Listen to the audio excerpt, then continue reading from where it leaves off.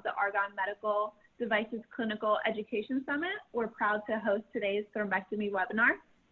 We're excited to have Dr. Sreekumar Madassery, interventional radiologist at Rush University Medical Center, and Dr. Agnieszka Solberg, interventional radiologist at St. Alexis in North Dakota, presenting with us today. Throughout the presentation, we encourage you all to ask questions and feel free to enter them into the Q&A chat box, and they will be addressed at the conclusion of the presentation. Again, thank you for attending our event, and with that, I will hand it over to Dr. Solberg. Good morning, everyone, or good afternoon, depending on where you are, I suppose. Just give me 1 second here to load this.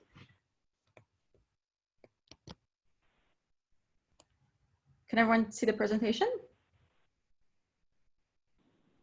Yep. Okay, perfect. So again, today we'll be talking about AV fistula and graft management, essentially in declots, as thrombectomy is the main topic. These are Dr. Madassery's various directorships and a little bit about me. And most important on this screen is, of course, Twitter handles. So please follow. Our objectives, we're going to talk about common declot techniques, some tools that we can use, and their various pros and cons, and future directions. And interestingly, I cannot see the slide. Oh, here we go. So essentially, as far as things to consider, we're usually trying to, wow, I can't see my screen. Sorry, guys, I have to move this box out of the way.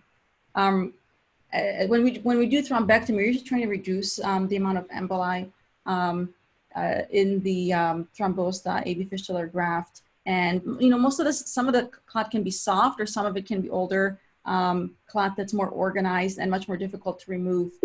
A lot of patients will have mixed age clot, some old, some new, and again, making it a little bit more challenging to remove. Obviously, we're trying to use techniques that are as efficient as possible and reduce potential complications in the patient. So the things that we have available to us are thrombolysis, which is the use of TPA, angioplasty, so mashing it up with balloons, mechanical thrombectomy, and a combination of various tools. Sorry, I have to.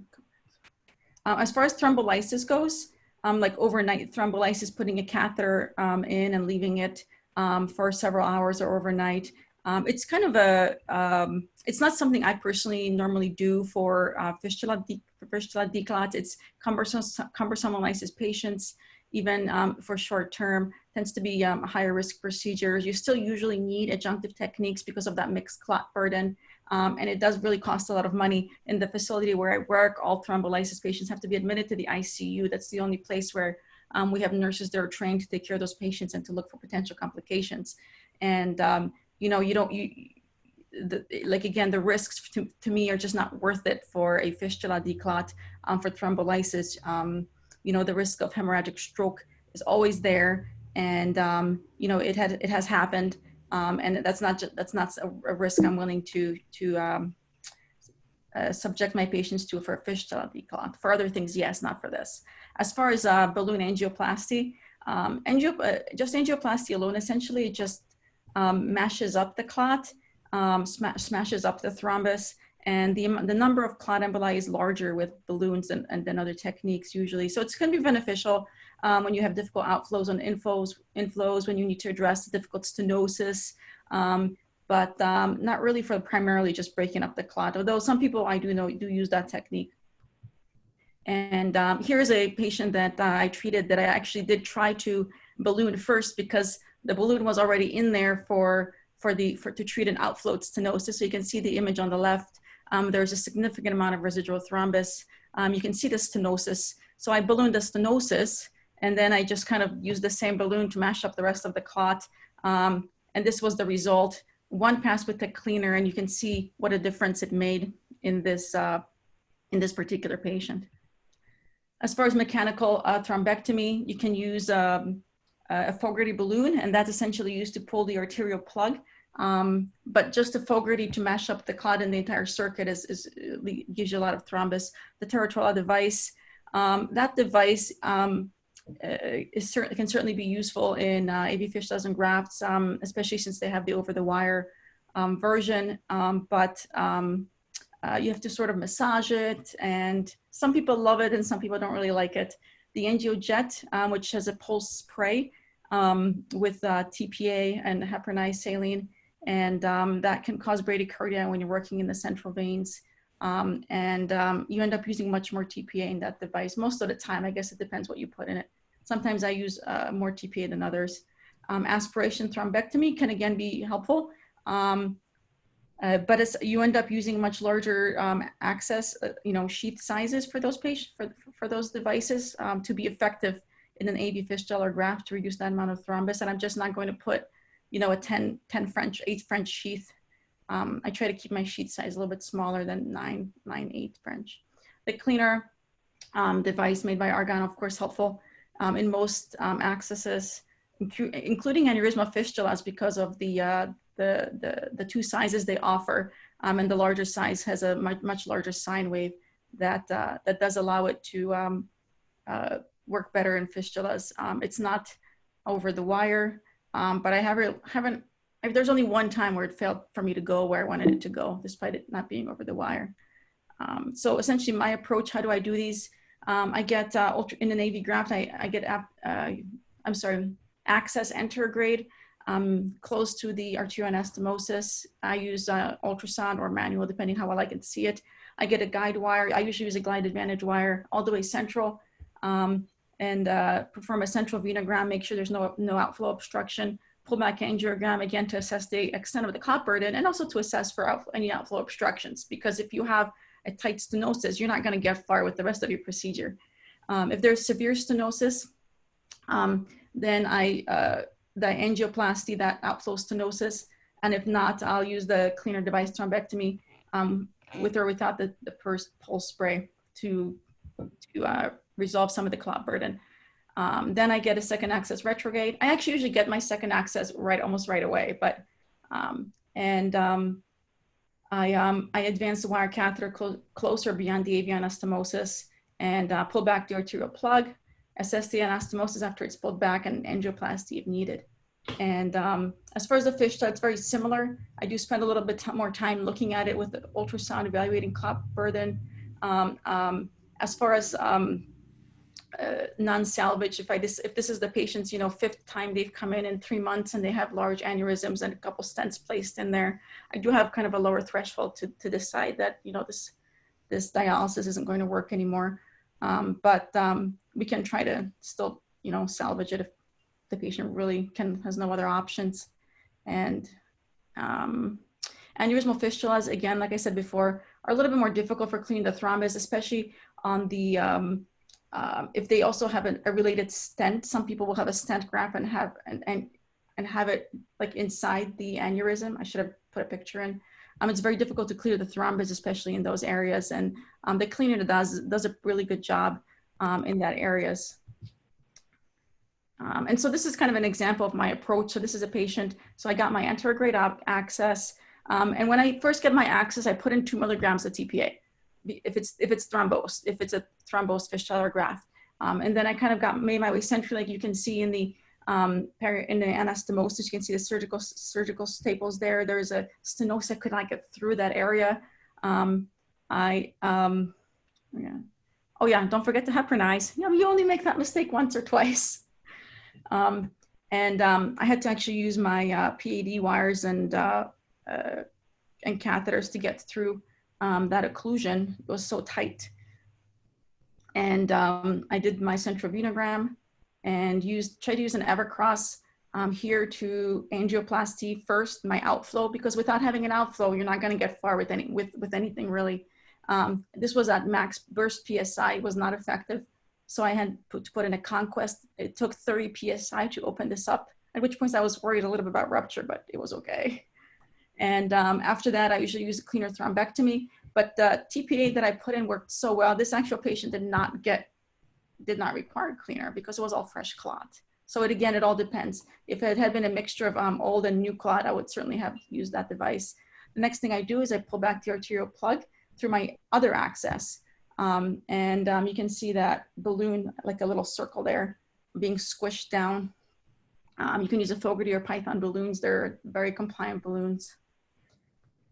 And then I assessed the arterial anastomosis. You can see here, it's just beautiful. There's no strictures. And again, I went back, I angioplasty this stenotic lesion because it was still not optimal on my follow-up run. I did prolonged angioplasty. Sometimes you can use drug-coated balloons, etc. And strictures resolved. There's still a bit of thrombus you can see there, right proximal, I'm sorry, distal to the sutures, the staples. I'm not a surgeon, obviously. So I did use the cleaner there because I actually already had it open on the table. And so I was like, well, there's some thrombus, I'll just try it. I would not have probably opened the cleaner for this amount of residual thrombus, but I really thought I was gonna use it for this case. And so I already had it open. And of course I did not save the final picture, but it was gone. So just you guys will have to take my word for it. It was completely gone. Kumar? So I have to stop screen share.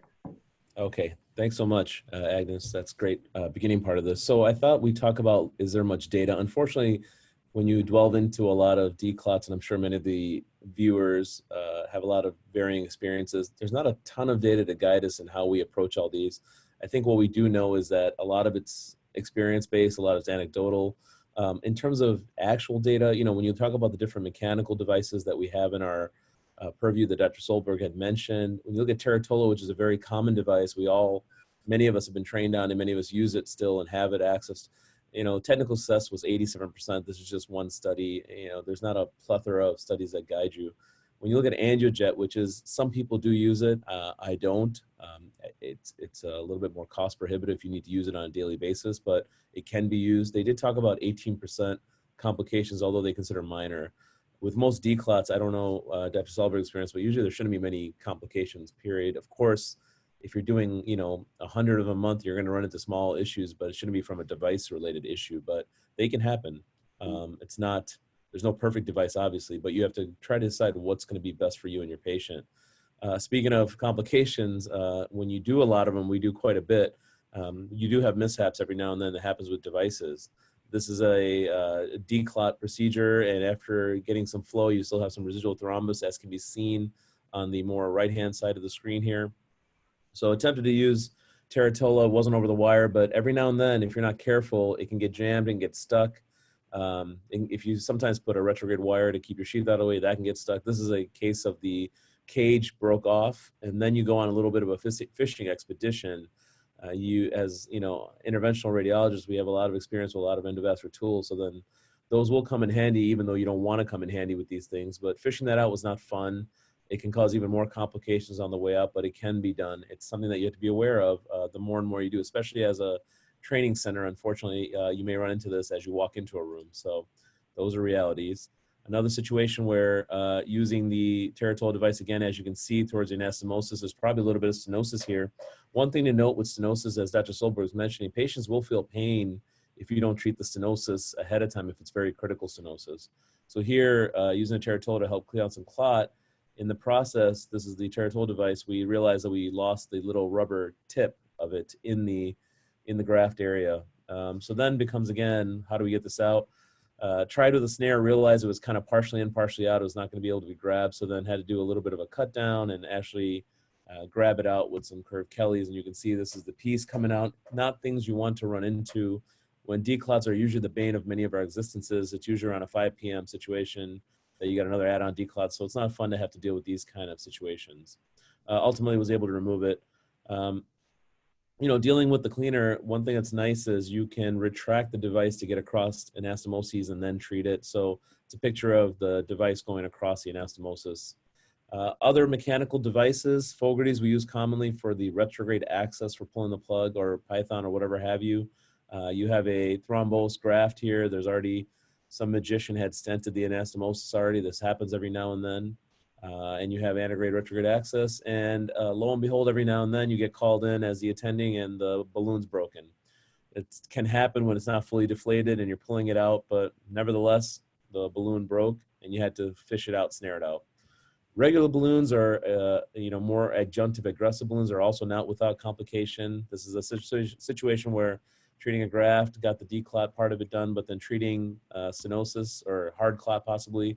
And this picture is trying to capture and retrieve a broken balloon. So, you know, the whole point of showing these cases is that when you do enough of these, complications are going to happen. But the goal is, here's a picture of a snare from one side, the balloon broken in half and being pulled out. Used a Fogarty to help pull it out, and eventually got it out. The goal is, how do we reduce complications? How do we increase our efficiency? There's not a lot of data on all these devices. However, there is some new data coming out earlier. This one was by our site on using the cleaner. We looked at about 216 declot procedures, and in terms of technical success was 96%, which is what we expect with these devices. No major complications that were attributable to the device. And one thing that was interesting is that for us, patients with aneurysmal dilatation technical success rate was 96%, which the aneurysmal fistulas that are being decluttered tend to be the more painful ones, because getting wall-to-wall cleaning of the clot is very difficult. And sometimes that mixed age clot, you want to get that out there because that becomes a nidus for future clotting. So it's nice to have something that has that sinusoidal wave to help you hit the entire wall of it a little bit better. There's also a recent paper I didn't include in this talk from the Arab Interventional Journal of Radiology, where they looked at aneurysmal fistulas using cleaner in cases where using push-pull balloons was not successful, and they demonstrated high success rate using cleaner in those situations as well. So I think we're learning more and more. I think as more of us have adopted using it, we've seen better and better results. This is a case of mine. Here in the Midwest, we've had patients that have no more options in terms of regular access, so they get these hero devices, which I'm not sure in the audience if everyone's aware of it, but they're basically a last-ditch effort. When patients have no more veins whatsoever, what happens is a graft from the artery is connected directly to a nitinol component outflow, which then terminates in the right atrium. This is usually placed, at our place, we place these with the surgeons. We place a catheter, then we place these. However, the downside is that these clot frequently. The upside is that they're easy to declot in general. As you can see here, this is the cleaner running through the graft portion of it. The nitinol component is heparin coated, so this tends not to be clotted. So it's usually the graft that we're declotting. As you can see here, after cleaning it, use a retrograde Fogarty to pull it, and now you have restored flow. And usually, you know, most hero declots we can do within 15 to 20 minutes once you get really comfortable with it.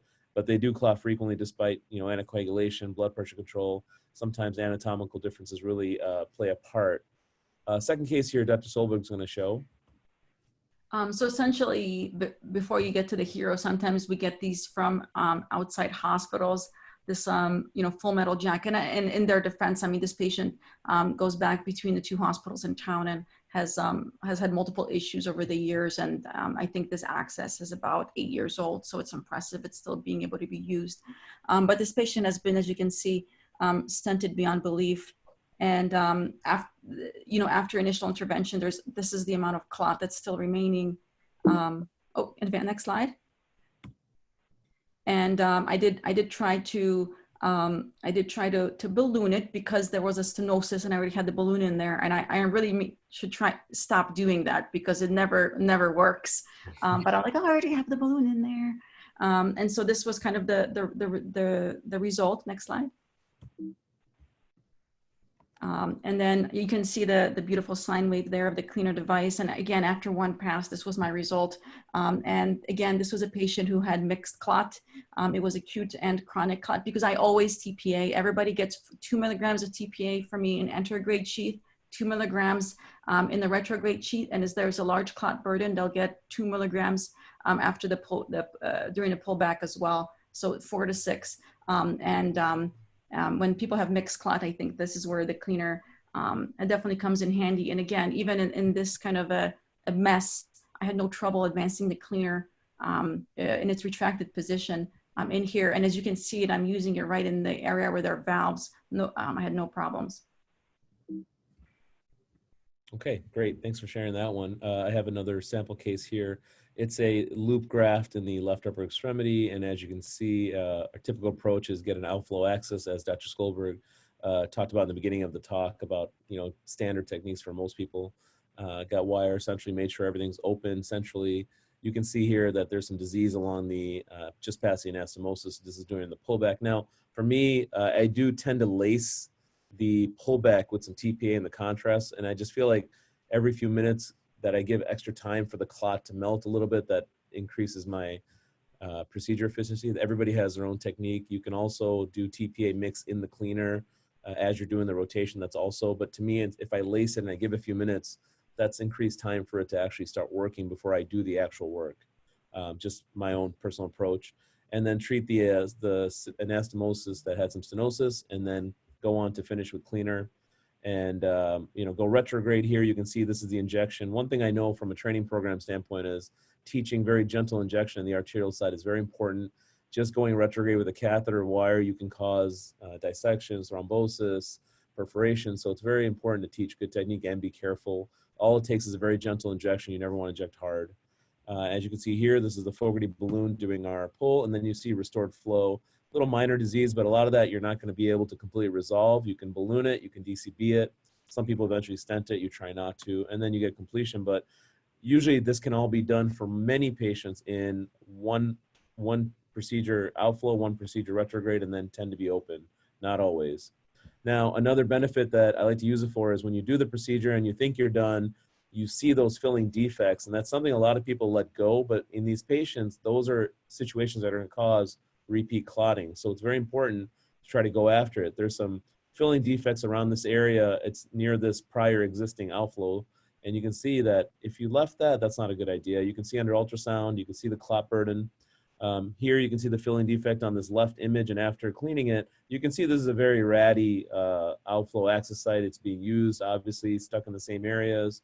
But leaving something like this, if you don't pay attention to it, it's not a good idea. It's going to become an area of reduced flow. It's going to become a stasis area, and that's going to cause clotting. So it's very important. Another example here, you can see that there's residual clot over here, and when you're able to clean it out effectively, you get a better result. The longevity of this system, we don't know. It's going to eventually possibly go down, but for now, we can keep it open. So that's kind of the key. Now, in terms of the cleaner itself, just one quick slide. There's two options. There's a 6 French and a 7 French. The main difference is that you get a bigger sinusoidal wave with the 7 French. Neither are over the wire, but for most purposes, we tend to use a 6 French on our shelf. Agnes, I'm not sure about you, but regardless of what you use, lower profile for me is always better. You can use some gentle massage if you need to, if you need that really big wave. And if you hold the device and you run it, you'll see that it actually expands that amplitude a little bit bigger than you think once it's in there. So that's just the wave amplitude it gets when it's running kind of static. But this is with the 7 French, you do get a bigger one, bigger wave. So it really depends on what you need. But it has a side port for if you want to flush TPA at the same time. And it retracts and then it opens up. So when you're navigating your vessel, your graft, it's nice. For me, I go with it fully retracted. And then when I'm where I want to start treating it, I open it up and then start spinning. So it's just personal preference. The question is, with all these tools that Dr. Solberg talked about, why this? I think currently for me, it's a single device, disposable. I can do a combination of pharmacomechanical thrombectomy, and I can treat many different types of access types. I don't think any device is the holy grail. I think as you do these cases, you pick and choose. Dr. Solberg showed a case where she thought she might need it, didn't need it. So it really depends on what you need. Ultimately, because these patients come in so frequently, because it's such a cost to the healthcare system, whatever we can do to minimize procedure time, minimize risk to all of us, I think has a huge impact. And out of 300-400 cases we've done, haven't had a single complication from the device itself, which is nice. But every device can fail, but just be aware that with good technique, this tends to work very well. What's on the wish list? Maybe an over the wire. I don't know if we really need it, but over the wire always sounds nice. So I had to think of something to give them, for us to have. For me, the summary is that since we have so many different tools, doing what's best for the patient, number one, and what's best for the healthcare system and us as well as operators who need to protect ourselves for the future, I think those are all aspects we need to consider. And I think it has wide-ranging benefits for all of us. That's our slide. Thanks, Dr. Solberg, as well. I think we have questions that we can answer. I just wanted to mention one more thing. So the reason that the main reason I use this device is because it's what my hospital it's essentially because I live, as many of you know, I'm kind of practice in a more remote setting. So I don't do probably as many declots as Dr. Madassery, but they are often enough that we need to provide this service to our community. And I can only have one device on the shelf. I cannot carry the Tortuola and the cleaner, you know, and these other devices. I have AngioJet, and I have, I had to choose one. And I chose the cleaner when I was presented with the option, even though I trained with the Tortuola, because I found that I could use it in more applications than just the Tortuola alone. And we had one Tortuola also fracture when I was in training. And since I've started using the cleaner, I also have not had any problems with it. I'm sure a problem will come up at some point, yeah. But I haven't honestly had issues. The other benefit of the cleaner over the Tortuola that this is not a study, this is just my personal experience, is that I have to make fewer passes, believe it or not, which is interesting because as you know, the shape of it is different. The two devices are very different. One is more this like egg beater mixer shape, the Tortuola, and this is just kind of a sine wave. And for whatever reason, I have to make fewer passes. I think that patients experience a little bit more pain with the cleaner. So I always use sedation for these procedures, especially in fistulas, not so much in grafts, but in fistulas or stenotic areas, for sure they'll feel some pain. But it's not usually anything that they complain about after the procedure with proper sedation, et cetera, et cetera. So I've seen the pain with both, like we talked about. I think some of those tighter areas, they tend to feel it with either of them. I have no idea. I've seen it with both. It's been over 3 years since I've used a Tortuola, so. Great. I believe we had some questions. Go ahead, Cheyenne, sorry. Yeah, no, it's fine. We're just going to go over to our Q&A section right now. One of the questions, do you prefer plasty before introducing your thrombectomy device, or introduce your device, thrombectomize, and then plasty? I know Dr. Solberg touched on this a little bit, but if both of you want to comment. Well, I like to open my outflow first. I like to make sure there's no stenotic lesion, because the sooner that you reestablish flow, the quicker your declot will be. So I like to plasty first if there's little to no, if it's a severe stenosis, or if it's more. I tend to base it on that initial pullback. So if I see something critical that's not just clot, and I know that's going to impede all the clot that we're trying to get through the outflow, then I will pre-balloon with it, because that's going to improve the patient's pain, and also it's going to help the declot procedure. If you have a tight stenosis and you're doing the thrombectomy portion, you're just going to shove clot against a tight stenosis. So opening that up and then macerating and having some blood flow through the system, that I think theoretically makes more sense, and that's just the way I choose to operate it. Great.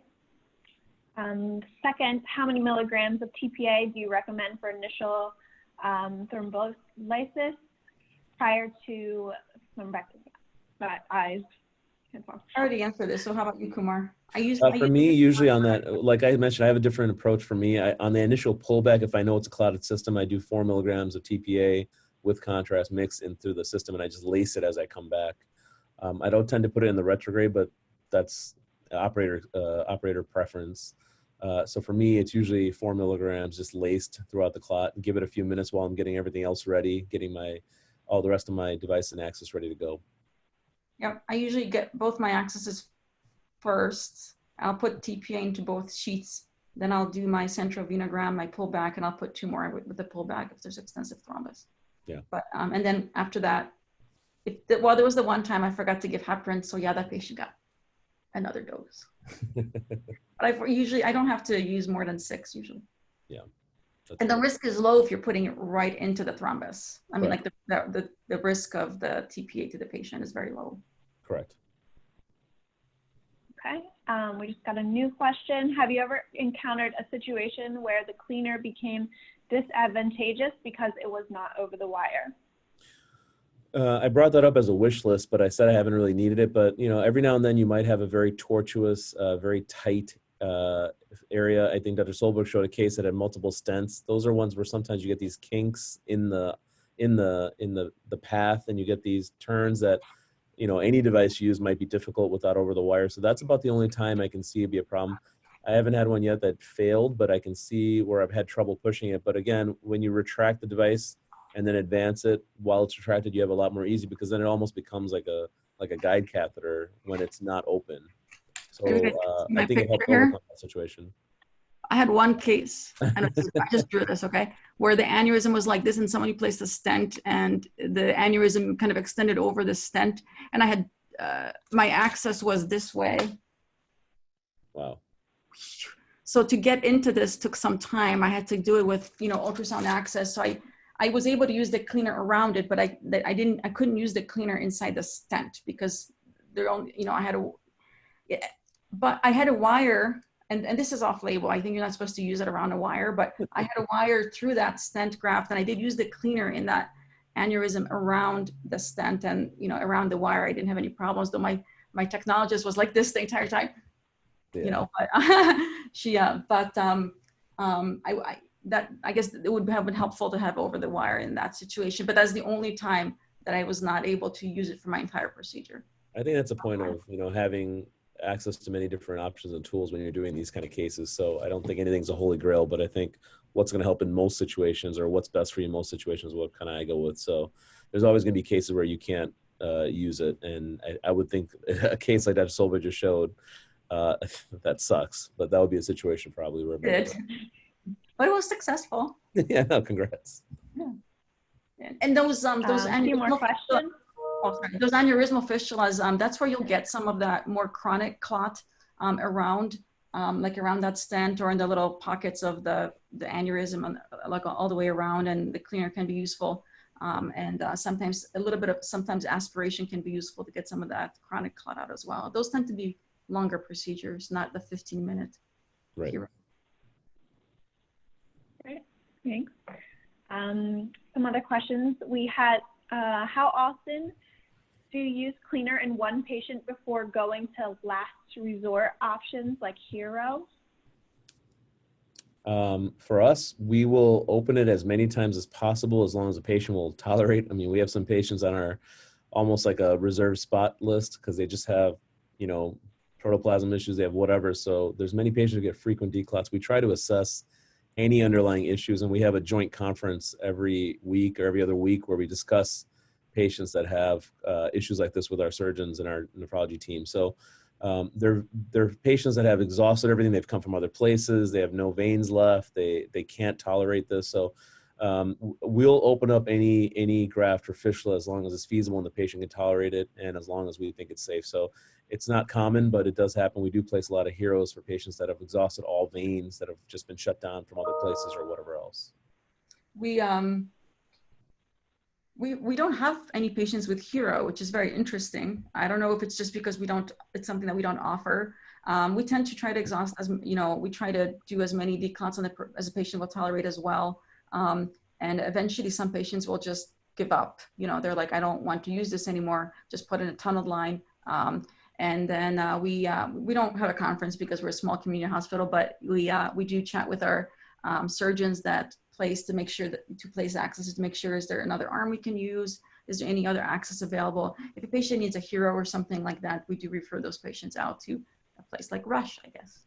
So to have those kinds of things placed. But we do try to, because of our remote area, we do try to definitely preserve patients' access as long as possible. Okay. Yeah, and we're lucky. We're only one floor below where they do dialysis. So sometimes when patients are having trouble, like we can just walk up and make sure they're getting the access correctly. Like say the patient has low flows even before it clots. We actually do a lot more. One of the reasons I had issues getting really good pictures, I don't do that many declots. I do a lot of fistulograms. And so because we're in the same hospital as our dialysis center, like we're in the same center because we're a small place. And so they'll just send a patient down to get a fistulogram and try to figure out why it's not working before it clots, which I think is a good way of doing it. Yeah, thank you. Another question, are you able to track the cleaner without a wire in areas of narrowing? Also, what's the patient experience with pain during the use of cleaner? I know we had touched on that a little bit. Oh, sorry. One time I had advanced a longer 7 French sheath through the area of narrowing, but that was the only one time I've done that, and I pulled the sheath back to use the cleaner. But usually I'll angioplasty before advancing the Does that make sense? It would be kind of like something, like, let's say it was this, I would have put the sheath in, and I should have, that's something I could have done for here, is put the sheath into this stent, then advance the cleaner through it, retract my sheath back, and then I will be able to use the cleaner in there. So the same kind of idea, but for tight area. But I'll angioplasty my stenosis first. Kumar? Yeah, navigating with the device in the closed position tends to work pretty much like a guide cath for me in most situations. So I haven't had a problem navigating it without over the wire. That was just, again, a wish list type of thing. Pain-wise, it's been the same with any other mechanical device for me. As long as it's not a critical stenosis, it's been fairly tolerated well, especially for patients who have repeat declots. They're used to it. The first time patient gets declot, they're going to feel a lot of pain in general. So I think just like when they get dialysis needles, they get experience with that sensation and kind of more numb to it as you go. Thanks. Another question, probably won't be one of our last ones. From your experience, what was the reoccurrence rate after using Teratola compared with cleaner? Is it related to the device itself or the technique? I think I personally can't comment because the population where I used the cleaner had very different types of fistulas and grafts than the kinds of fistulas and grafts that are placed at the institution I work now. For us, we didn't see a significant difference in, at least in our small. It's not a randomized trial or anything like that. We didn't see any major difference in the patency rates or anything compared to other. It's not a comparative trial, so for us, it felt like based on what our anecdotal data and what our in-house evidence is, it looked like it was pretty similar in terms of patency.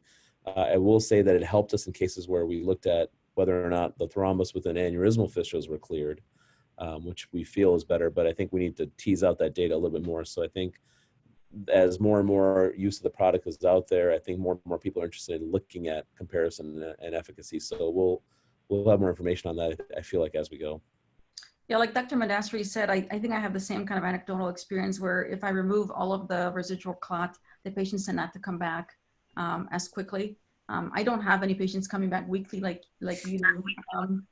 You know, the most often is about a month, I guess. But yeah, I agree. If you can remove all of the clot, and for me, it's the procedure time is important. There's only one. We only have 1 or 2 docs working.